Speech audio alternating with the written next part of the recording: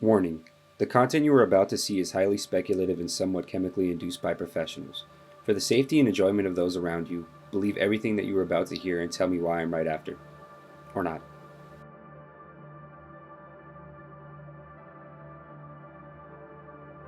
In today's video, I want to talk about an instance of lore in the Lands Between that's bothered me pretty much since release. It has to do with the reason for Malenia marching south and challenging Radahn and the Red Main Army. And the fact that when she woke up from her battle with Radahn, she never tried to pursue Miquella's kidnapper. The current theory is that she was after the great runes of the other demigods, just as all the other ones were.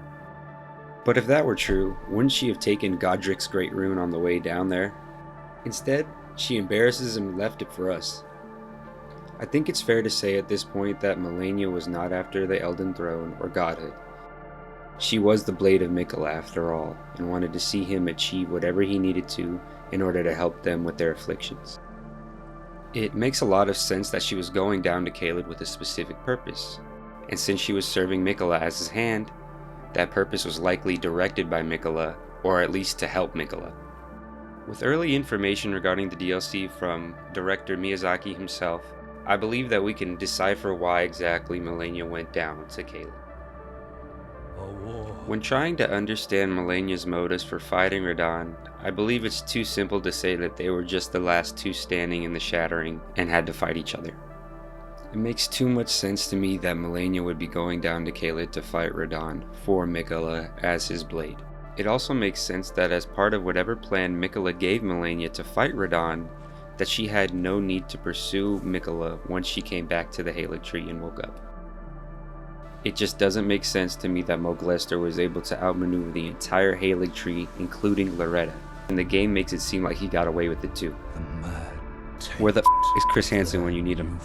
With a seemingly mundane detail regarding the DLC, I want to try to answer why Malenia confronted Radahn, and why upon waking up after the battle she didn't try to find her brother.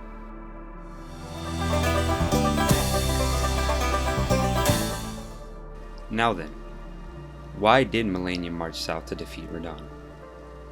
In an early interview regarding details of the Shadow of the Erdtree DLC, FromSoft frontman Miyazaki Hidetaka confirmed that we must defeat Radahn in addition to Mohg in order to enter the DLC.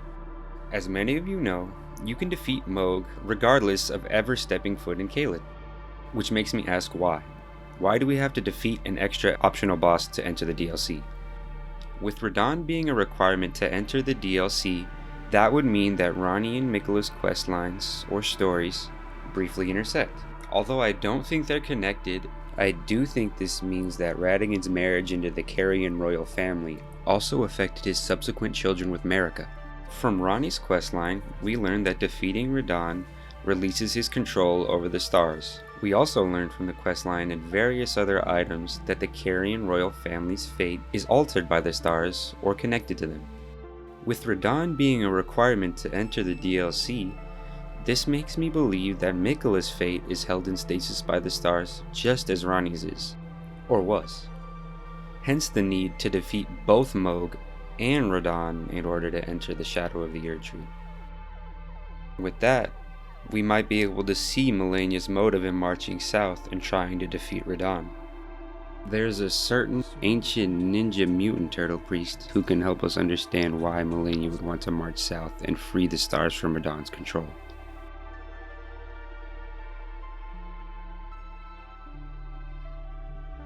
That's a name I haven't heard for a while. According to Radahn and Rykard's great runes, they inherited demigodhood from the marriage of their father Radahn and their stepmother Marika. As we know, their older sister Ranni also inherited the fate of an Empyrean. Empyreans aren't just normal demigods, they're demigods with the ability to succeed Queen Marika and become a god. Following her questline, we learn that she decided to tread the dark path of the Empyrean and reject the Two Fingers.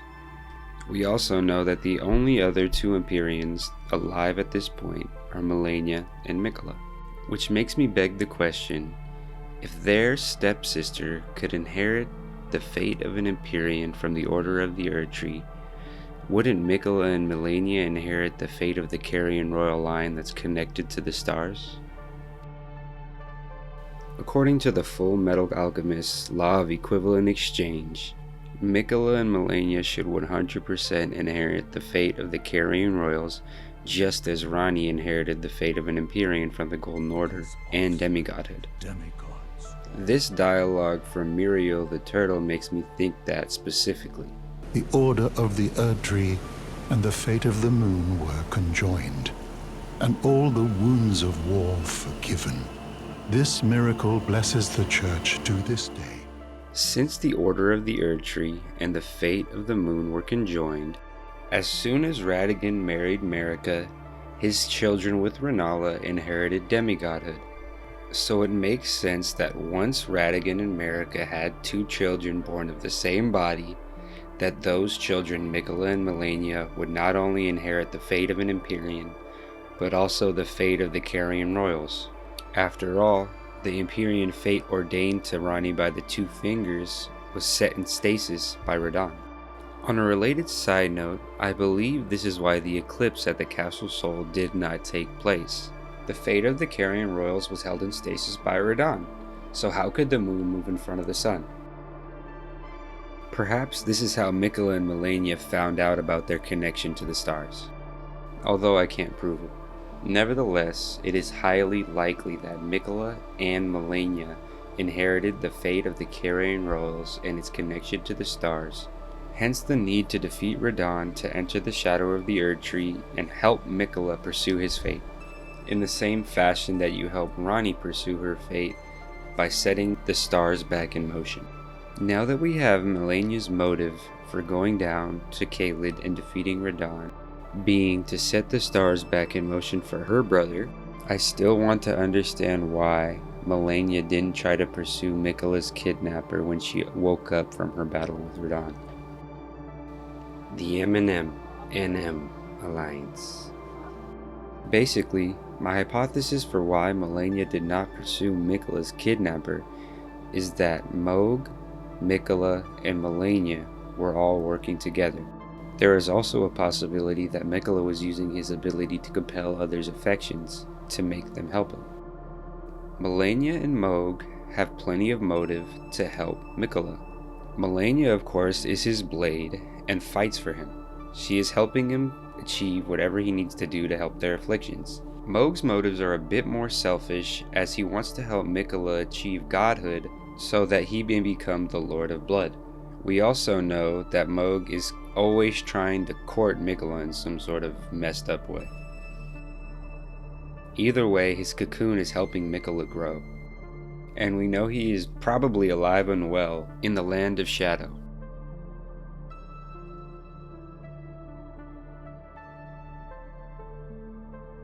Thanks to the Heiligtree Knight armor, we know that Miquella tried to water the Heiligtree with his own blood, even putting himself in it to finish the job. It also states that this endeavor was ultimately a failure. The Heiligtree obviously did not grow into a full-grown Erdtree. I think the most clear-cut reason for this is that Miquella's affliction of perpetual youth is what kept his Heiligtree in perpetual youth and unable to grow to adulthood. Once he realized his affliction was holding him back, he sought the help of another, possibly the help of the Formless Mother and the Lord of Blood. We know from item descriptions that Miquella is currently being saturated in the blood of the Formless Mother and its sacrifices. Miquella definitely hasn't gotten smaller inside of that cocoon, now towering over Mohg. This is what makes me think that Miquella and Mohg were working together, not against each other.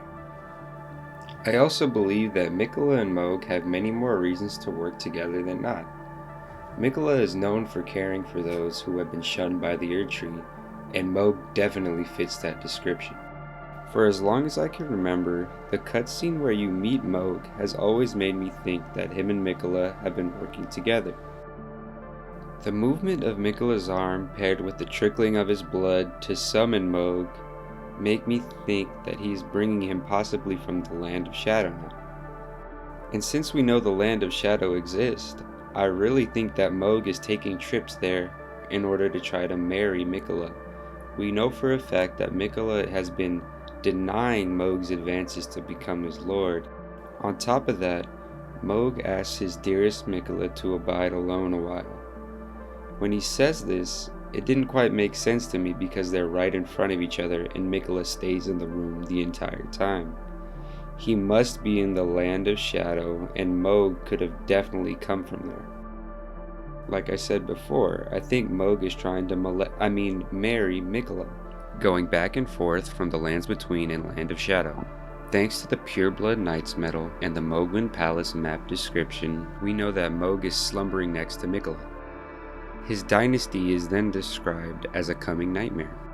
I think Miquella's close tie to Saint Trina and their association with sleep and possibly control through sleep makes me think Miquella is the one who is making him slumber. On a related side note, Mohg's sacred spear has a very similar design and decoration to Messmer's spear. Perhaps the land of shadow is where Mohgwyn got his sacred spear from. Regardless of Mohg and Miquella's motivation to work together, Mohg is definitely dedicated to helping Miquella. And although it's kind of ambiguous, Malenia seems like it's her only purpose to help Miquella. We know from her cutscene that she was sitting at the foot of the Halig tree, dreaming of Miquella's return. We also know that Mohg was slumbering next to the divinity, awaiting his return. It's clear-cut that Malenia and Mohg want to help Miquella. Since they both want to help Miquella, it makes a lot of sense to me that Mohg would offer his help and the blood of the Lord of the Mother once he saw that Miquella's Halig tree was not growing anymore. I believe Miquella's perpetually youthful blood is what was inhibiting him from growing his Halig tree. As such, he abandoned the Halig tree and let it go to rot from Malenia. Gideon Ofnir the All-Knowing's dialogue regarding these three unlocated demigods is what makes me think this. More specifically, it has to do with what Gideon refers to as the final clue he needed to put everything together.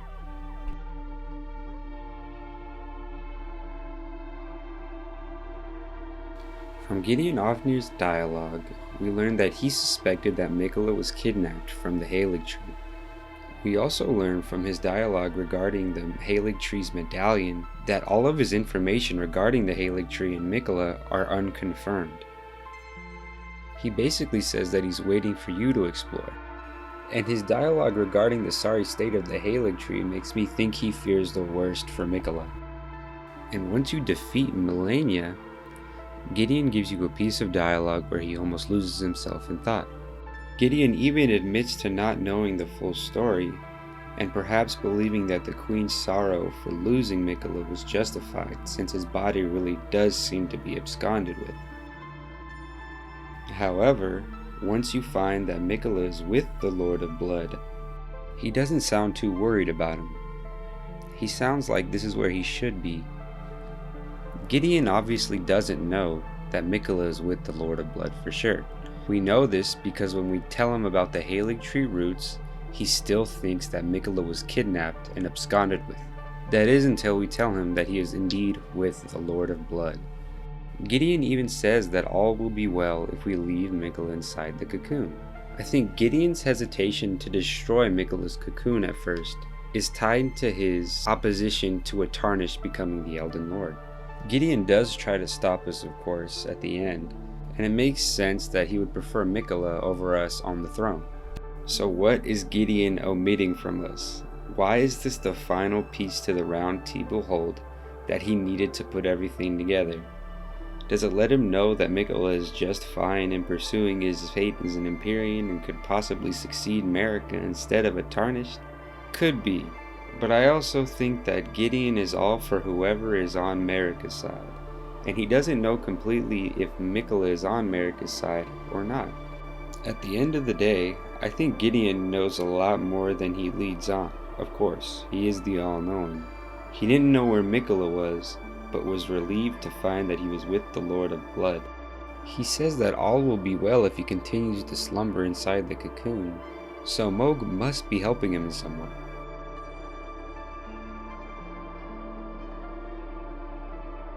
In my conclusion, I propose that Miquella, Malenia, and Mohg were all working together to help Miquella ascend to godhood. As Miquella's blade, Malenia was tasked with defeating Radahn and setting the stars back in motion. Mohg was of course tasked with creating the cocoon and providing the sustenance needed for Miquella to grow. Not only that, I believe Mohg was helping compensate for Miquella's affliction of perpetual youth. No matter their motivations, forced or not, Malenia and Mohg are both helping Miquella in some way. Even if Malenia didn't realize it at the time, she was helping Miquella by trying to defeat Radahn and set the stars back in motion. I think it's pretty inarguable at this point that Miquella and Malenia's Empyrean fate are also tied to the stars because of their Carian royal lineage, given to them by their father Radahn knowingly or unknowingly. This last piece of evidence, I believe, is the most damning. Mohgwyn ends with Wyn. Miquella loved Godwyn and tried to bring him back to life. Mohg plus Godwyn equals Mohgwyn. Miquella and Mohg were 100% working together, and Malenia was 100% working with Miquella. Therefore, the Triforce of Miquella, Malenia, and Mohg set out to help Miquella ascend to godhood. You guys let me know in the comments what you guys think about this hypothesis. I'd love to know. Let me know why I'm wrong. Let me know why you agree with me. Let me know more evidence that says otherwise or even adds to the conversation. I just want to start a conversation about this and propose some a little more out there hypotheses regarding Elden Ring. Yeah, that's pretty much it. I'd love to start a conversation down in the comments, so let it go. This is my first kind of long form video like this. I don't think it turned out as great as I wanted it to, but I hope I got my point across. Let me know if there's any need to help explaining or anything like that. I'd love to in the comments. Alright, thank y'all. Like and subscribe.